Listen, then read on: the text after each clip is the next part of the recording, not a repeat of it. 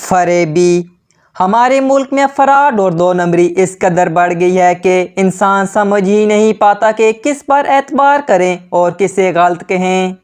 ہونا تو یہ چاہیے تھا کہ اپنے دین کی تعلیمات پر عمل کر کے ہم اپنے معاشرے کو ایک مثالی معاشرہ بناتے، لیکن افسوس ہم نے ایسا کچھ نہیں کیا، بلکہ دھوکہ دہی اور شارٹ کٹ سے فائدہ حاصل کرنے کے چکر میں ہم نے اپنے معاشرے کو بگاڑ کر رکھ دیا ہے۔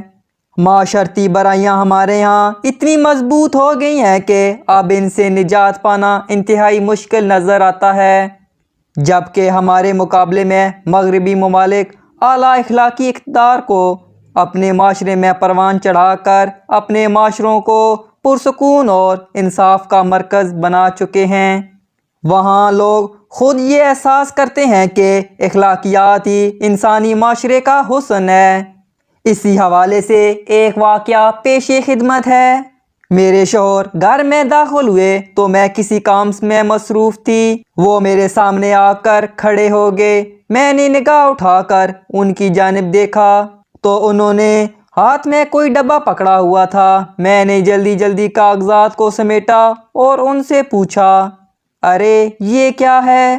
وہ مسکرائے اور ڈبہ میری جانب بڑھاتے ہوئے گویا ہوئے صبح ملازمہ جاتے ہوئے بتا رہی تھی کہ گھر کی استری خراب ہو گئی ہے، لہٰذا میں سستے داموں میں اس کو خرید کر لایا ہوں۔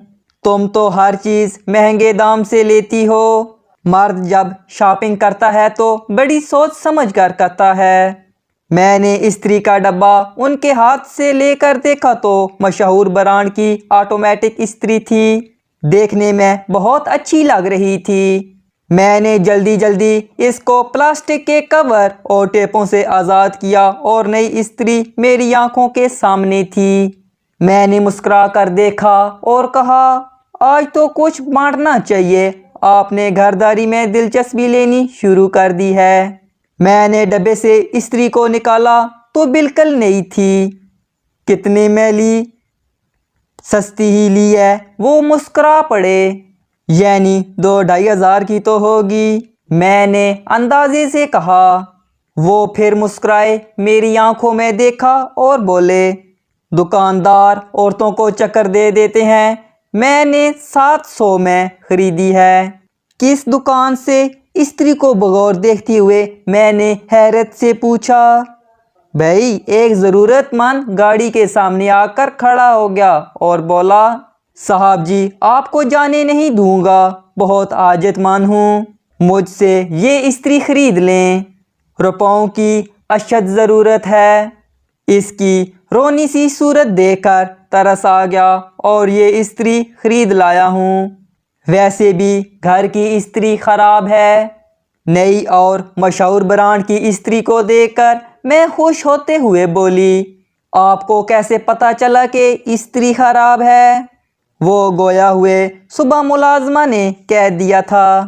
میں نے مزید جر کرنے کی ضرورت محسوس نہ کی اور ملازمہ کو کہا کہ کپڑے استری کرو۔ وہ استری کو لانڈری روم میں لے گئی اور چاندی لمحوں میں واپس آتے ہوئے بولی، بیگم صاحبہ یہ نئی استری خراب ہے، دائیں جانب تھوڑی سی ٹوٹی ہوئی ہے۔ میں نے یہ سن کر غصے سے اپنے شوہر کی طرف دیکھا تو وہ کسانے سے ہو گئے تھے۔ انہیں سمجھ آ گئی تھی کہ اس شخص نے ضرورت مند ہونے کا ڈھونگ رچا کر انہیں بے وقوف بنایا ہے، نئی کی بجائے خراب اور ٹوٹی ہوئی استری انہیں بیچ گیا ہے۔ وہ ضرورت مند نہیں بلکہ ایک فریبی تھا۔ پھر مجھے ایک لندن کا واقعہ یاد آ گیا۔ اسی طرح جب بھی باہر جاتی ہوں تو استری ضرور خریدتی ہوں جو کئی سال تک چلتی ہیں۔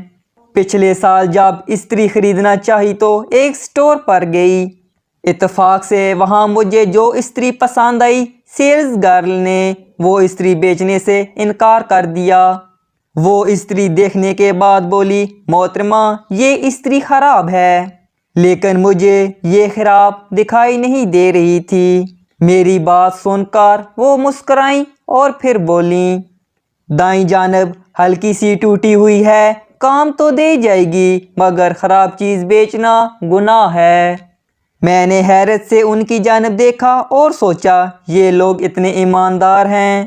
ادھر ہمارے مسلمان کلمہ کا سہارا لے کر اپنے آپ کو مسلمان سمجھتے ہیں اور سمجھتے ہیں کہ کلمہ پڑھا ہے، اللہ ضرور معاف کرے گا، اور ان لوگوں کے بارے میں یہ کہتے ہیں کہ انہوں نے کلمہ نہیں پڑھا، یہ دوزخ میں جائیں گے۔ خیر یہ تو اللہ کو ہی معلوم ہے کہ کس نے دوزخ میں جانا ہے اور کس نے جنت میں، لیکن اس سے انکار نہیں کیا جا سکتا کہ ہم نے اپنی اعلیٰ اخلاقی اقدار کو یکسر بھلا دیا ہے۔